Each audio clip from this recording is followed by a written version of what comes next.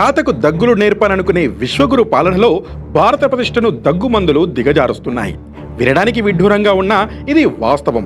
తాజాగా దగ్గు సిరప్ కాటుకు మధ్యప్రదేశ్, రాజస్థాన్లో 14 మంది చిన్నారులు కడతేరిపోవడం దేశవ్యాప్తంగా కలవరం సృష్టిస్తోంది. అంతకుముందు జమ్మూలో 12 మంది పిల్లలను పొట్టన పెట్టుకున్న దగ్గు టానిక్ దేశీయంగా నాసి నకిలీ మందుల ఉత్పాతాన్ని కండ్లకు కట్టింది.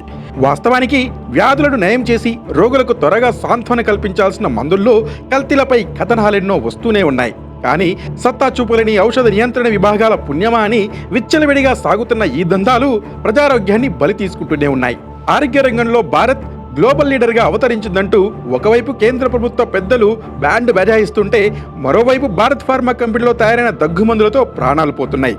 The India's pharma industry is an asset not just for India but for the entire world.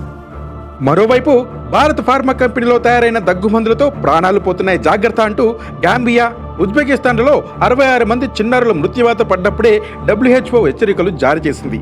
అయినా మనం పాఠాలు నేర్చింది లేదు.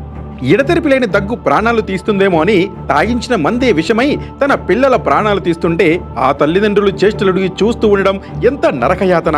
ఈ ఘటన పిల్లలకు దగ్గు మందు వాడాలంటేనే తల్లిదండ్రుల్లో వణుకు పుట్టిస్తోంది. మధ్యప్రదేశ్ చింద్వారా జిల్లాలో 11 మంది చిన్నారులు కోల్డ్రీఫ్ అనే దగ్గు టానిక్ తీసుకున్న కారణంగా చనిపోయారు.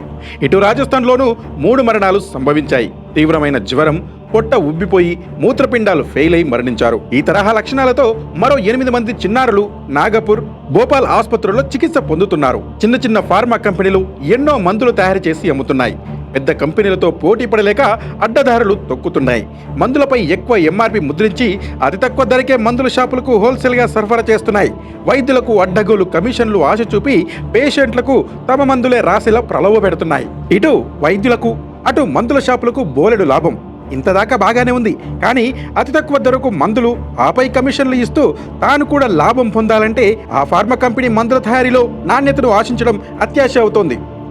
ఆయా రాష్ట్రాల్లో జరిగిన ఘటనలే అందుకు రుజువు.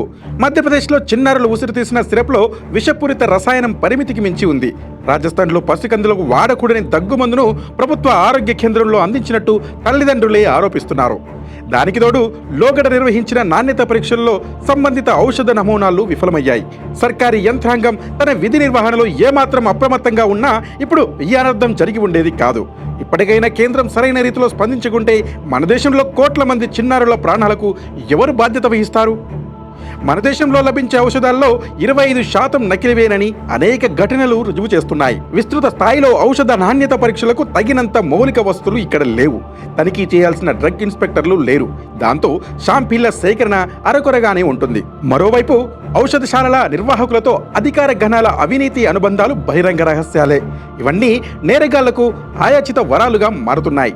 నిత్యం మంతు చిక్కని వ్యాధులు, కొత్త రోగాలు పుట్టగొడుగుల్లా పుట్టుకొస్తున్నాయి. వాటికి పోటీగా నకిలీ ఫార్మా కంపెనీలు వెలుస్తున్నాయి.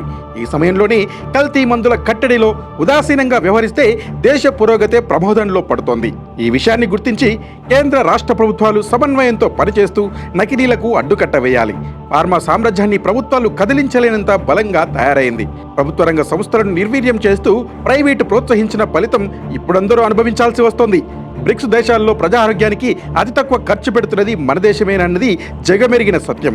ప్రజారోగ్య సంరక్షణ విషయంలో భారత్కు లభించిన 147వ స్థానం భారత్ గ్లోబల్ లీడర్గా అవతరించమన్న విశ్వగురు వ్యాఖ్యలు వట్టి మాటలేనని తేటతెల్లం చేస్తోంది. మీ వ్యాపారం అభివృద్ధి కావాలని కోరుకుంటున్నారా? అయితే వెంటనే క్యూనస్ని సంప్రదించండి.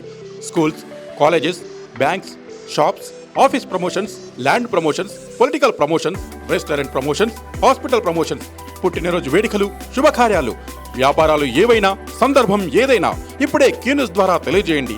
మీ వ్యాపారాన్ని అభివృద్ధి చేసుకోండి.